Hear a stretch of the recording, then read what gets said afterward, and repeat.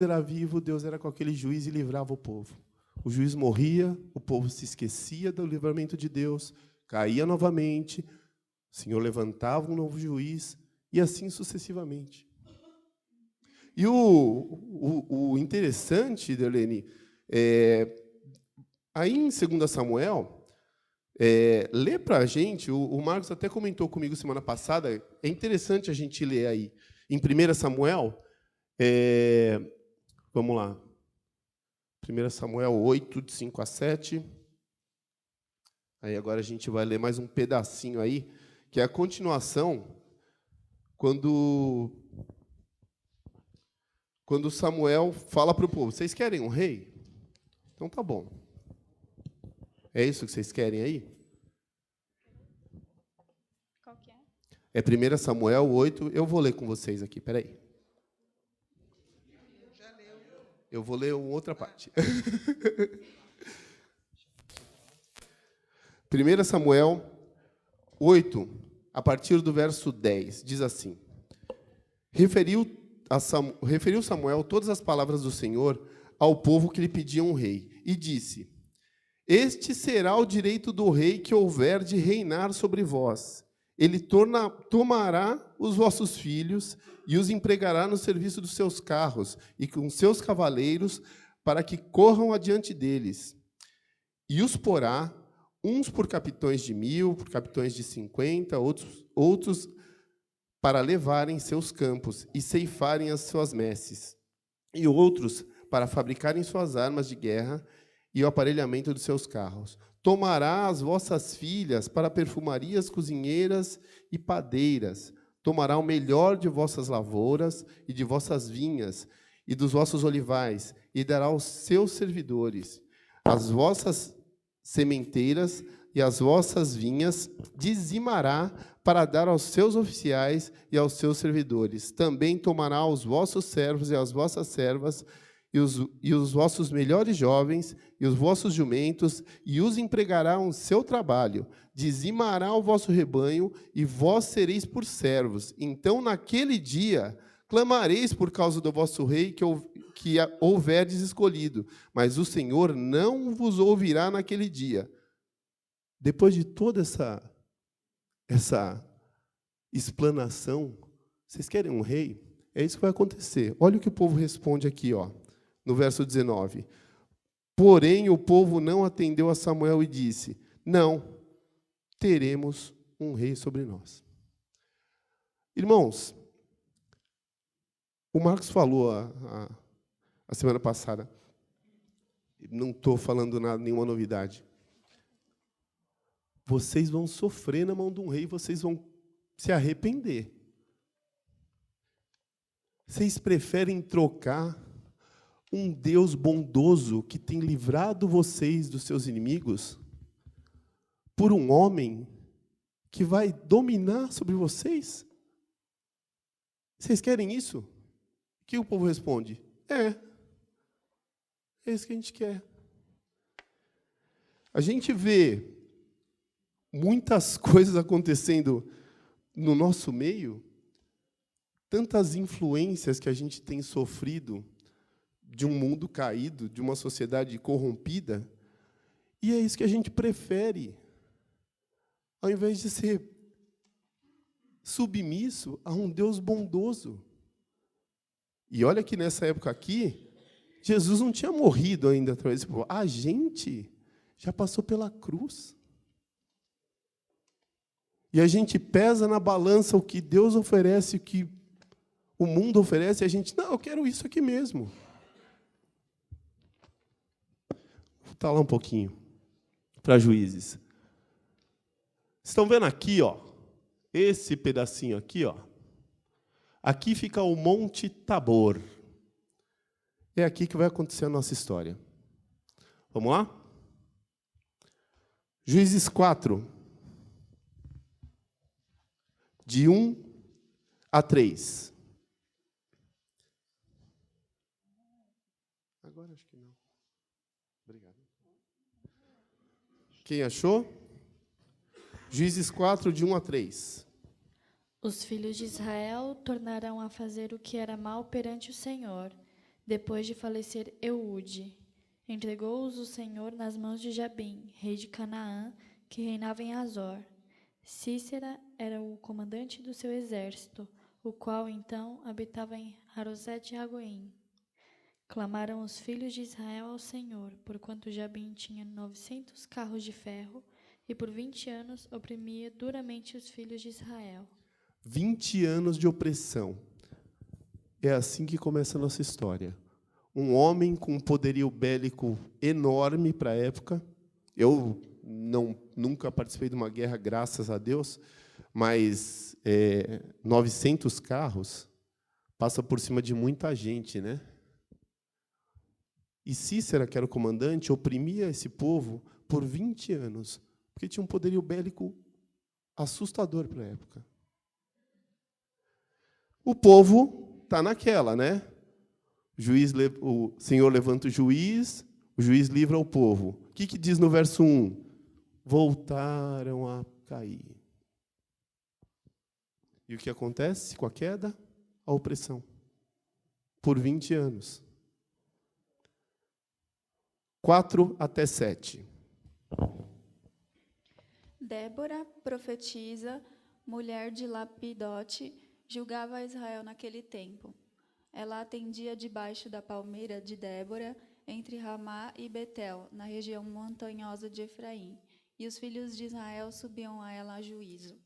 Mandou ela chamar a Baraque, filho de Abinoão, de Quedes de Naphtali, e disse-lhe: porventura o Senhor, Deus de Israel, não deu ordem, dizendo: vai e leva a gente ao monte Tabor, e toma contigo 10.000 homens dos filhos de Naphtali e dos filhos de Zebulon?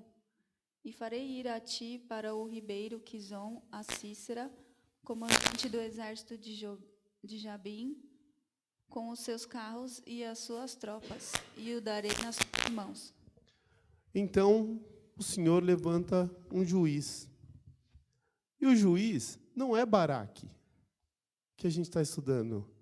É uma juíza, Débora, que também profetizava. O domingo passado foi a aula de Samuel, que foi profeta e juiz. Hoje é a aula de Débora e Baraque. E Débora também foi profeta e juiz. Mas uma coisa que me chamou a atenção é o que está escrito aí, no verso 6, que quando Débora chega a Baraque, ela começa o discurso dela dizendo assim: porventura, o Senhor Deus de Israel não deu ordem dizendo: vai e leva a gente ao Monte Tabor e toma contigo 10.000 homens dos filhos de Naphtali e dos filhos de Zebulon. Porventura, parece que é uma continuação de uma conversa. Parece que Débora já tinha falado algumas coisas para Baraque e agora ela está reforçando aquilo. Porventura o Senhor Deus não te falou para ir lá? Qual que é a resposta de Baraque aí? No verso 8. Pode ler. Juízes então 4, 8. Lhe disse Baraque: se fores comigo, irei. Porém, se não fores comigo, não irei. Engraçado, né? Quem consegue ler para mim Isaías 6, 8?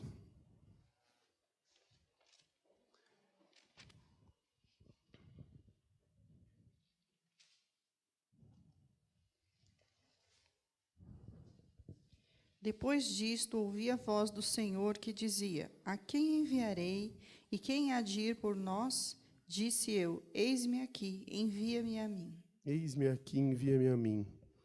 Queria ler um texto em João com vocês. João 6, de 5 até o 13. João 6, 5 a 13. Então Jesus, erguendo os olhos e vendo que grande multidão vinha ter com ele, disse a Filipe: onde compraremos pão para lhes dar de comer? Mas dizia isto para experimentar, porque ele bem sabia o que estava para fazer. Respondeu-lhe Filipe: não lhe bastariam 200 denários de pão para receber cada um o seu pedaço? Um de seus discípulos, chamado André, irmão de Simão Pedro, informou a Jesus: está aí um rapaz que tem 5 pães de cevada e 2 peixinhos. Mas isto que é para tanta gente? Disse Jesus: fazei o povo assentar-se, pois havia naquele lugar muita relva. Assentaram-se, pois, os homens em número de quase 5.000. Então Jesus tomou os pães e, tendo dado graças, o distribuiu entre eles, e também igualmente os peixes, quanto queriam. E quando já estavam fartos, disse Jesus aos seus discípulos: recolhei os pedaços que sobraram, para que nada se perca. Assim, pois, o fizeram, e encheram 12 cestos de pedaços de 5 pães de cevada que sobraram aos que haviam comido. Quando o Senhor chega a Isaías e fala: quem vai? Isaías de pronto fala: eis-me aqui, envia-me a mim.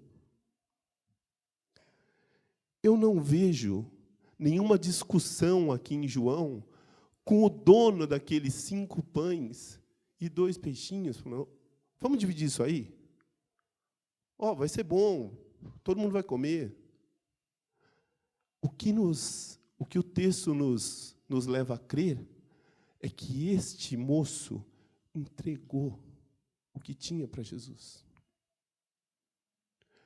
E aí você olha para Baraque, numa discussão com Débora, e Débora falou assim: porventura não é o Senhor que está mandando você fazer?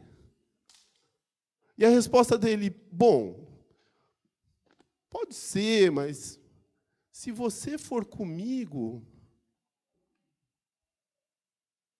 Sabe o que eu vejo aqui, irmãos? Você pode achar que é covardia de Baraque. Você pode achar que é dúvida de Baraque. Sabe o que eu acho que é isso aí? É humanidade. As pessoas reagem ao chamado de Deus de maneira diferente. Enquanto uns dizem: eis-me aqui, toma tudo o que eu tenho, Senhor, é seu. Outros demoram. Outros querem ter um pouquinho mais de provas de que Deus está no controle. Não fosse assim, a gente não tinha estudado lá em Juízes 6, Gideão falando para Deus: então, vou colocar um pedacinho de lã aqui no teto, e eu quero que de manhã a lã esteja molhada e o resto esteja seco. Feito. Bom, tá bom, Senhor, se é isso mesmo que o Senhor quer, agora eu vou colocar a lã no teto de novo, agora que a lã fique molhada e o resto seco. Feito. Humanidade. Agora, quanto tempo a gente perde com a nossa humanidade? Agora, reparem uma coisa. A obra de Cristo foi feita através de Isaías? Sim ou não? A obra de Deus foi feita através daqueles 5 pães e 2 peixinhos que foram oferecidos? Sim. E a obra de Deus foi feita com Gideão duvidando e com Baraque duvidando? Sim. Sabe por quê? Porque o tamanho da sua fé não influencia naquilo que Deus é. O tamanho da sua fé vai fazer diferença para você, não para Ele.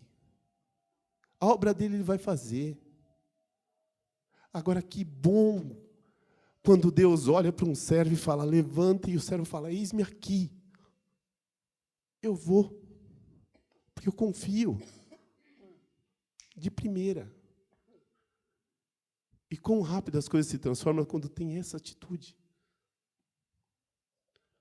Mas Baraque foi mais humano do que espiritual. E a obra de Deus tinha que ser feita, apesar de Baraque. Vamos continuar a ler. Juízes 4, de 10 a 13. Então Baraque convocou a Zebulon e Naftali em Quedes, e com ele subiram 10.000 homens. E Débora também subiu com ele. Ora, Éber queneu se tinha apartado dos queneus, dos filhos de Obabe, sogro de Moisés, e havia armado as suas tendas até o carvalho de Zaanim, que está junto a Quedes. Anunciaram a Sieira que Baraque, filho de Abinoão, tinha subido ao monte Tabor. Sisera convocou todos os seus carros, 900 carros de ferro, e todo o povo que estava com ele, de Arosete, Ragoim, para o ribeiro Quizon. Eu pulei o 9, mas eu vou ler o 9 aqui, Fabião, que é a resposta de Cícera, né? Ela respondeu: certamente irei contigo, porém não será a tua honra de investida que empreendes, pois as mãos de uma mulher o Senhor entregará a Cícera. E saiu Débora e se foi com Baraque para Quedes. E depois conta aí que Cícera foi avisado de que Baraque se preparava para atacar no Monte Tabor, então ele reuniu as tropas. O que a gente lê aqui no verso 9, assim, o Senhor fala para Baraque, para Débora dizer para Baraque: tudo bem, eu vou contigo, mas você não vai ser o vencedor dessa batalha, porque o Senhor vai entregar a Cícera na mão de uma mulher. E até aqui você fala, tem Débora e Baraque. Baraque é homem, Débora é mulher, então não vai ser Baraque, vai ser Débora, né? Mas a gente continua além da história e vê que não foi assim que aconteceu, tá? E uma coisa que me chama a atenção nesse texto é que o que está escrito no verso 13 aí, ó? As primeiras 5 palavras do verso 13. Cícera convocou todos os seus carros. 900 carros de ferro. Quanto Cícera deixou no armazém de reserva? 0. Efésios 6.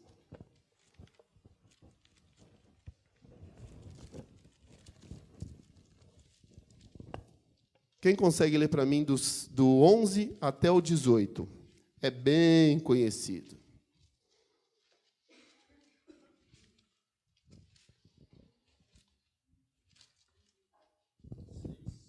Efésios 6, de 11 a 18. Texto bem conhecido, irmãos. Revestivos de toda a armadura de Deus, para poderdes ficar. É o 6 mesmo, né? 6, 11 a 18, é isso? Revestivos de toda a armadura de Deus, para poderes ficar firmes contra as ciladas do diabo. Porque a nossa luta não é contra o sangue e a carne, e sim contra os principados e potestades, contra os dominadores deste mundo tenebroso, contra as forças espirituais do mal nas regiões celestes. Portanto, tomai toda a armadura de Deus, para que possais resistir no dia mau, e depois de teres vencido tudo, permaneceres inabaláveis. Mais? É suficiente. Quantos carros Cícera levou? Que eram todos. O que a Bíblia nos incita a fazer a respeito da armadura? Revestivos de toda. Quando o seu inimigo vier contra você, ele vem com tudo. Ele não vem brincando. É tudo que ele tem contra você. E o Senhor fala, não vai só com o seu capacetinho da salvação, não, porque eu quero que você vá com tudo. É capacete, é couraça, é sandália, é espada, é escudo. Você tem que estar 100% preparado, porque o seu inimigo não vai poupar nada. Nenhum dos seus recursos ele vai poupar para ir contra você. Portanto, Deus te fala, revestivos de toda a armadura de Deus. E aí, qual que é a minha tarefa, que é a sua? Olhar para Efésios e falar assim, deixa eu ver que parte da minha armadura aqui que eu não estou usando. Porque o Senhor me pede para usar tudo. Se preparam, né? Mas, vamos ver aí, Gideão, agora que reuniu o povo lá, né? E vai lutar contra Cícera. Juízes 4, de 14 a 16. Então disse Débora a Baraque: Dispõe-te, porque este é o dia que o Senhor entregou a Cícera nas tuas mãos. Porventura o Senhor não saiu diante de ti? Baraque, pois, desceu do monte Tabor, e 10.000 homens após ele. E o Senhor derrotou a Cícera, e todos os seus carros, e todos os seus exércitos, a fio da espada, diante de Baraque. E Cícera saltou do carro e fugiu a pé. Mas Baraque perseguiu os carros e os exércitos até Harosete e Ragoim.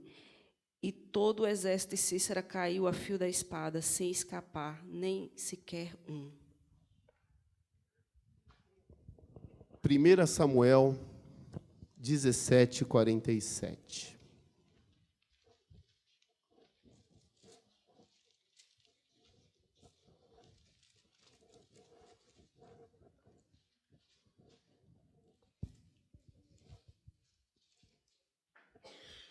Eu leio aqui para vocês, irmãos. A partir do 46, um menino está diante de um gigante que ousa afrontar o Deus de Israel. E o menino diz assim, hoje mesmo o Senhor, no verso 46, 1 Samuel 17, 46, hoje mesmo o Senhor te entregará nas minhas mãos, ferir-te-ei, matar-te-ei, tirar-te-ei a cabeça, e os cadáveres do arraial dos filisteus, e aos cadáveres do arraial dos filisteus darei. Hoje mesmo as aves dos céus e as bestas feras da terra, e toda a terra saberá que há Deus em Israel.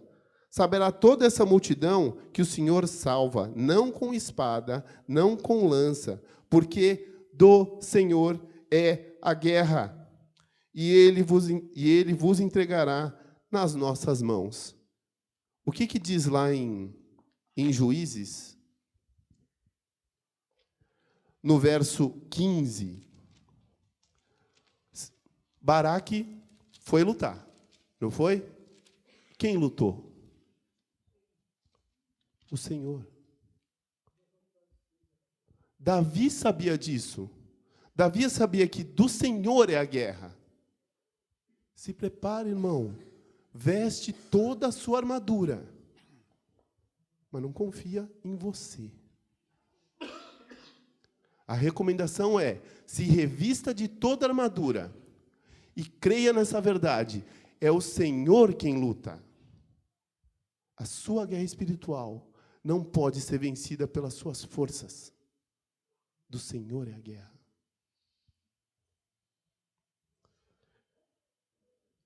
E o Senhor venceu, apesar da humanidade de Baraque. Porque a obra dele tem que ser feita. E a fé, maior ou menor, não vai interferir nesse resultado, não. O Senhor foi e derrotou todo o exército. E Cícera fugiu. Fugiu a pé, sem carro nenhum. Fugiu e chegou até uma casa. Juízes 4, 17 e 18. Porém, Cícera fugiu a pé para a tenda de Jael, mulher de Éber. O Éber estava lá, montando acampamento fora, deixou sua mulher em casa, e Cícera fugiu para lá. Verso 18. Saindo Jael ao encontro de Cícera, disse-lhe, entra, senhor meu, entra na minha tenda, não temas. Retirou-se para a sua tenda ela, e pôs sobre ele uma coberta. Verso 19. Então lhe disse, dá-me, peço-te de beber. um pouco de água, porque tenho sede. Ela abriu um odre de leite e deu-lhe de beber. E o cobriu. E ele lhe disse mais: põe-te na porta da tenda, e há de ser que, se alguém vier te perguntar, há alguém aqui? Responde não. Fugido, escondido. Dá para se esconder de Deus? Verso 20. Verso 21. Então Jael, mulher de Heber, tomou uma estaca da tenda, lançou mão de um martelo e foi-se mansamente a ele. E lhe cravou a estaca na fonte, de sorte que penetrou na terra, estando ele em profundo sono, e muito exausto, e assim morreu. Lá no verso 9, Débora tinha dito que Cícera ia cair pelas mãos de uma mulher. E se você não continua lendo o texto, você acha que vai ser Débora quem vai ser a executora. Mas o Senhor prepara uma família para fazer a obra dele diferente dos personagens que ele cita lá em Hebreus. Há que haver colaboração entre nós, irmãos, sem sabermos qual é o nosso real papel na história. O Senhor vai usar cada um, conforme aprover, para fazer uma obra grande. E não dá para saber se eu ou você estamos na frente de batalha ou estamos cuidando do rebanho. Nós não sabemos. O que nós sabemos é que o Senhor vai fazer a obra dele através de nós. E glórias a Ele, porque Ele é Deus, Ele podia fazer sozinho. Mas Ele escolheu pessoas para que nós pudéssemos ler e olhar para trás, como Ion disse aqui, e tudo servisse para o nosso ensino. Capítulo 5 de Juízes mostra o que é descrito aqui, pelo menos no título da minha Bíblia, como o Cântico de Débora.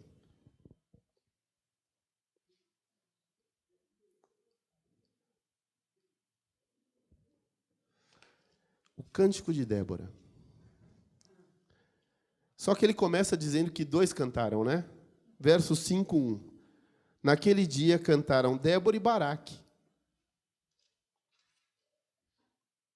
Mas na minha Bíblia está o Cântico de Débora. E neste cântico a gente tem alguns detalhes a respeito da batalha que foi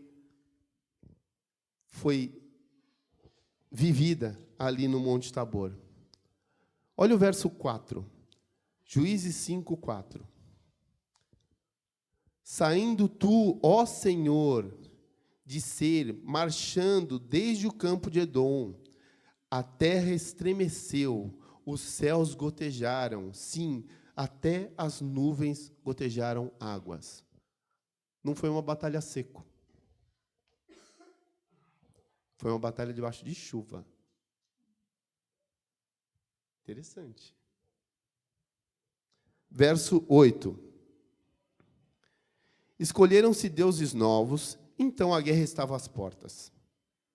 Era o contexto lá do início do capítulo 4.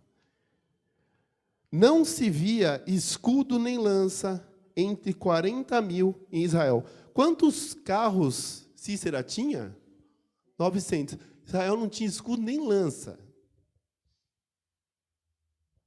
Vai lutar. Se não é Deus por nós, irmãos.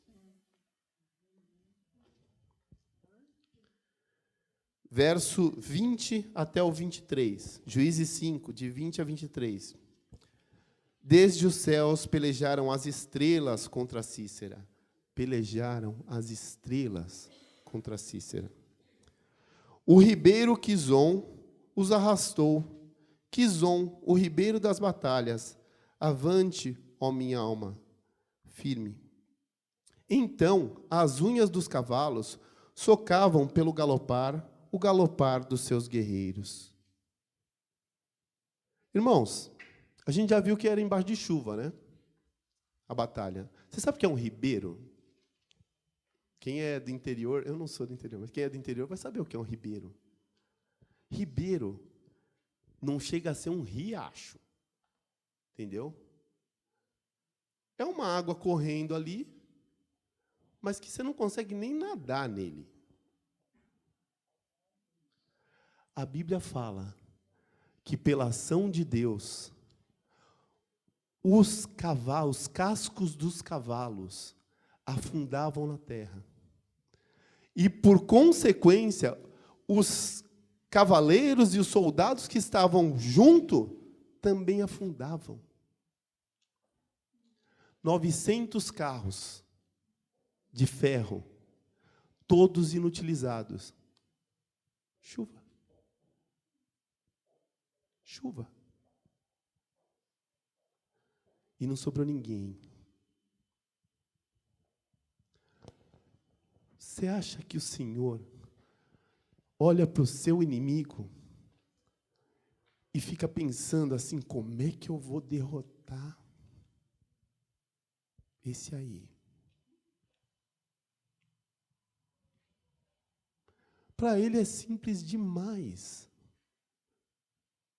Só que muitas vezes a gente tenta tirar Deus da frente e tentamos nós mesmos vencer essa batalha.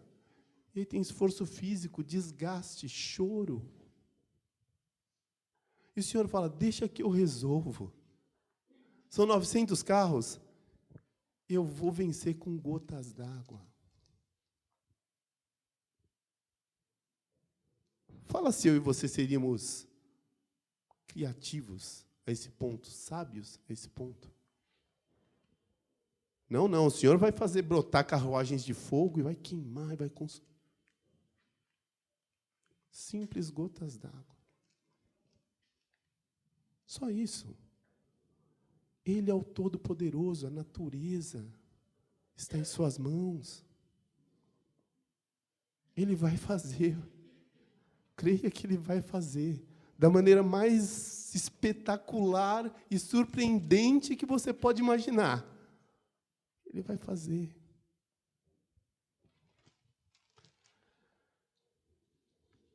Versos 24 até o 26. Bendita seja sobre as mulheres Jael, mulher de Éber, o queneu. Bendita seja sobre as multidões que vivem em tendas. O que eu disse? Bendita seja sobre as mulheres que vivem em tendas. Não falei isso? Ah, desculpe. Desculpe. Água pediu, ele, leite lhe deu. Estou no verso 25. Em taça de príncipes lhe ofereceu nata. A estaca estendeu a mão, e ao maço dos trabalhadores à direita, e deu o golpe em Cícera. Rachou-lhe a cabeça. Furou e transpassou-lhe as fontes. Eu olho para esse texto aqui e vejo o Senhor exaltando uma atitude terrível. Nordestina? Mas o Senhor diz que esta mulher foi bendita.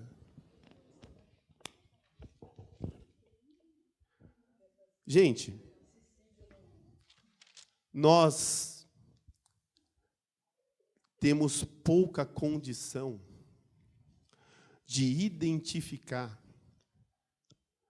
qual é a face do nosso inimigo, qual é o jeito dele, principalmente hoje. Na época em que Baraque viveu, os inimigos vinham contra você com carros de ferro. E você sabia que se você não os matasse, você ia morrer.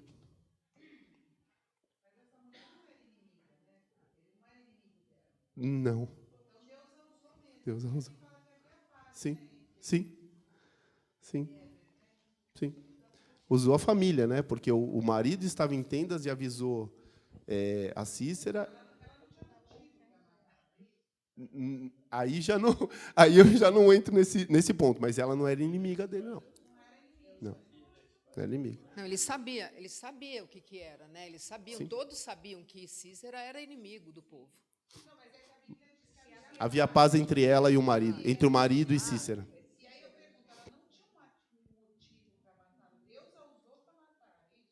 Deus a usou para executar o seu plano. Não sei.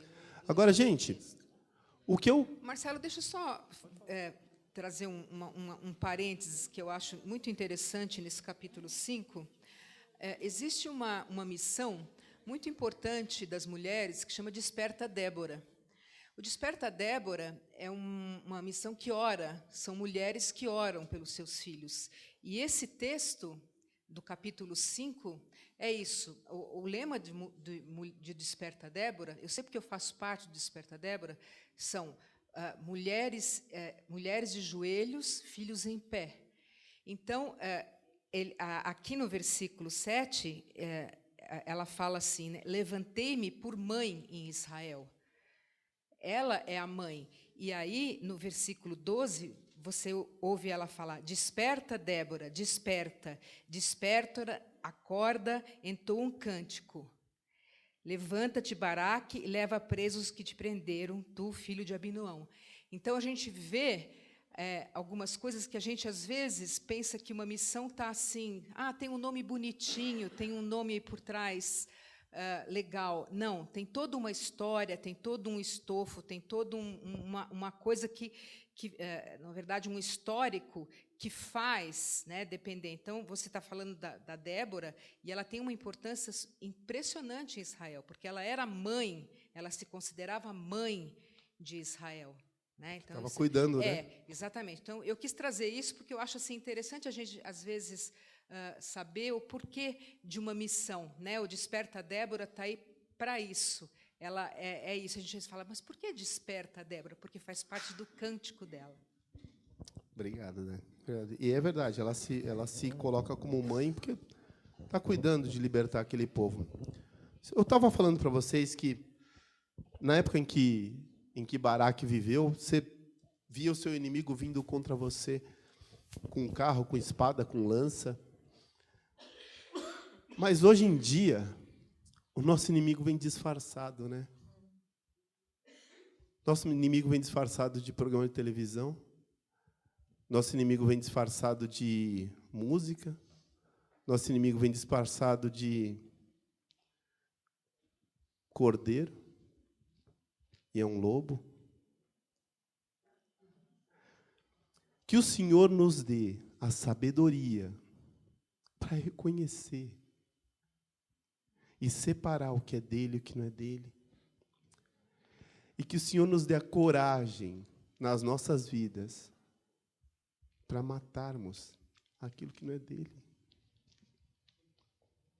Por mais que haja paz naquele convívio com aquele pecado, o Senhor não quer aquilo. O Senhor quer exterminar o pecado da sua vida. Que o Senhor nos dê a coragem, que é preciso coragem para fazer o que tem que ser feito e viver com as coisas que Ele preparou que a gente vivesse. Essa coragem.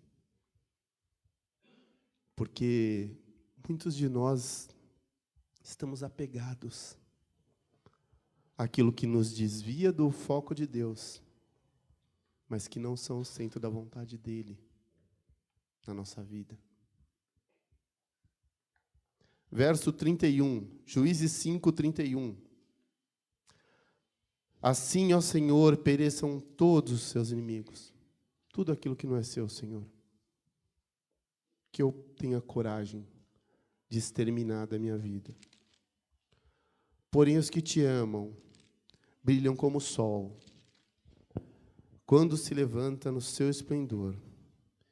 E a terra, após a guerra, viveu em paz. Vai ter guerra, mas a paz vem. O Senhor vai vencer todos os inimigos da sua vida. e vai dar paz para você. Eu raramente costumo ser criativo. E não vou ser de novo, não, viu? Alguém conhece isso aí que está escrito? Poema do Drummond. Parabéns, Andréia, professora de português, literatura. É um dos mais famosos poemas de Drummond. Foi publicado em 1930. Ele diz assim: no meio do caminho tinha uma pedra. Tinha uma pedra no meio do caminho. Tinha uma pedra. No meio do caminho tinha uma pedra. Nunca me esquecerei desse acontecimento na vida de minhas retinas tão fatigadas. Nunca me esquecerei que no meio do caminho tinha uma pedra. Tinha uma pedra no meio do caminho. No meio do caminho tinha uma pedra. Tinha uma pedra, Baraque. Tinha. Tem uma pedra?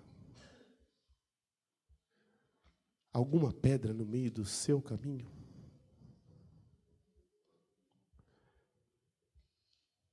Eu,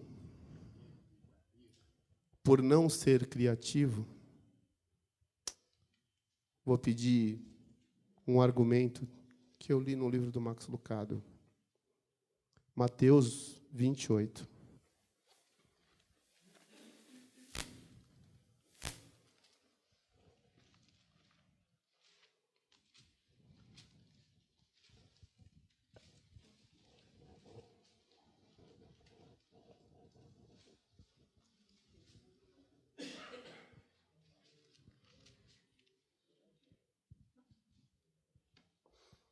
Versos 1 até o verso 6. Mateus 28, versículo 1 ao versículo 6. Diz assim: no findar do sábado, ao entrar o primeiro dia da semana, Maria Madalena e a outra Maria foram ver o sepulcro. E eis que houve um grande terremoto, porque um anjo do Senhor desceu do céu, chegou-se, removeu a pedra, assentou-se sobre ela. O seu aspecto era como um relâmpago, e a sua veste alva como a neve. E os guardas tremeram, espavoridos, e ficaram como se estivessem mortos. Mas o anjo, dirigindo-se às mulheres, disse: não temais, porque sei que buscais Jesus, que foi crucificado. Ele não está mais aqui. Ressuscitou, como tinha dito. Vinde e vede onde ele jazia. Tinha uma pedra, né, Baraque? Talvez tinha uma pedra na minha, talvez tenha uma pedra na sua vida. Mas eu quero te dar uma boa nova. Você está em Jesus. E, como diz o texto de Mateus, as pedras nunca foram capazes e jamais serão capazes de deter o seu Deus. Não importa o tamanho dela. Glórias a Deus. Vamos orar.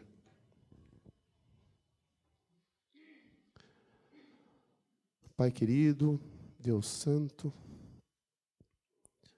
Jesus amado, nós te agradecemos, Senhor, por mais um dia em que Tu estivesses nos instruindo, Pai.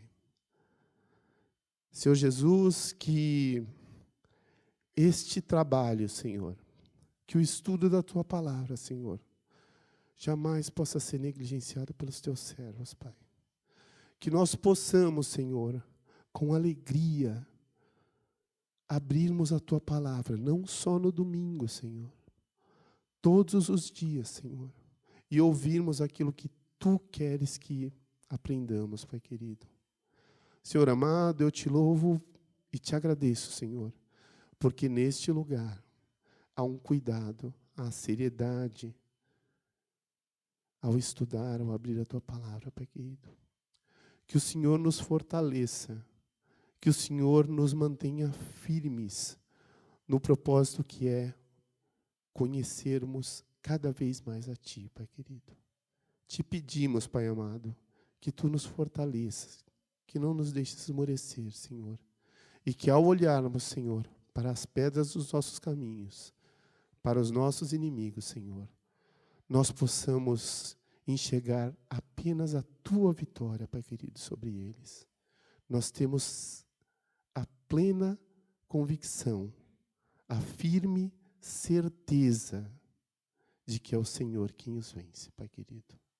Glórias te damos por este domingo, no nome santo e precioso do Senhor Jesus e pelos teus méritos. Amém, Pai.